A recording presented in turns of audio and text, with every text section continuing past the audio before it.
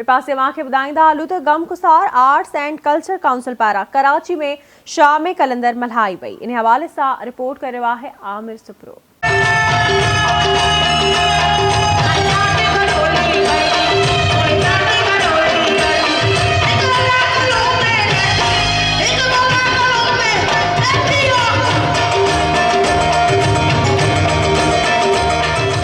कलंदर मुर्शिद कलंदर कलंदर लाल तू त मौला जो प्यारो आहीं। गमगुसार आर्ट्स एंड कल्चर काउंसिल पारां arts council of Pakistan Karachi में शाम कलंदर मल्हाई वई। शाम कलंदर में मौजूद हालतुनि में सूफ़ियुनि जे प्यार, अमन ऐं भाईचारे जे पैगाम खे माण्हुनि ताईं पहुचाइण लाइ फ़नकारनि रेशमा परवीन, फरज़ाना बहार, तुफ़ेल संजराणी, मेहताब बलोच ऐं ॿियनि फ़नकारनि सूफ़ी कलाम ॻाए महफ़िल में मौजूद माण्हुनि खे झुमाए छॾियो।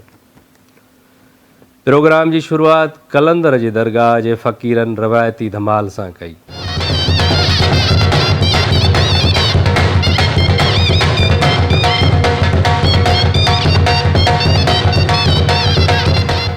उन मौक़े ते सेक्रेटरी औक़ाफ़ मज़हबी मामला ऐं डायरेक्टर जनरल कल्चर मुनवर अली मयसर ऐं ॿियनि आवाज़ टीवी सां ॻाल्हाईंदे चयो त सूफ़ियुनि जे आफ़ाक़ी पैगाम खे दुनिया ताईं पहुचाइण जी हर दौर में ज़रूरत रही आहे।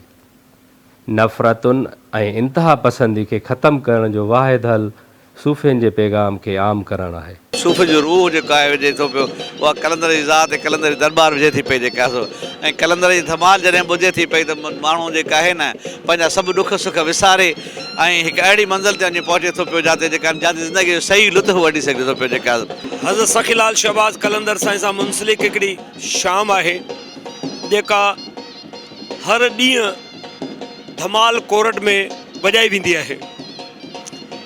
शाम कलंदर जो कॉन्सेप्ट म्यूज़िक सां रिलेटेड भी है। पूरी दुनिया में शाम कलंदर मल्हाई वेंदियूं आहिनि। कराची में एॾी ज़बरदस्त क़िस्म जी शाम कलंदर मल्हाई वञे पई, पर मां सम्झां थो त इहो पहिरियों स्टेप आहे। पर जेकॾहिं इहो पहिरियों स्टेप कामयाब थिए थो, यकीन करियो त इन शहबाज़ कलंदर जे शाम कलंदर जी कराची में जगह न हूंदी। शाम कलंदर एॾो सुठो इन्हनि शो कयो आहे ऐं एॾी मुश्किलनि सां इहे दरगाहुनि जा जेके मेला थियनि था अलॻि सां शाम कलंदर जेके थियनि थियूं इलाही घटि आहिनि ऐं मूंखे ॾाढी ख़ुशी थी अचे। हो लाल मेरी पत रखियो भला झूलेलालण सिंधड़ी दा सेवण दा सखी शहबाज़ कलंदर दमादम मस्त कलंदर सखी शहबाज़ कलंदर अली दा पहला नंबर। हो लाल मेरी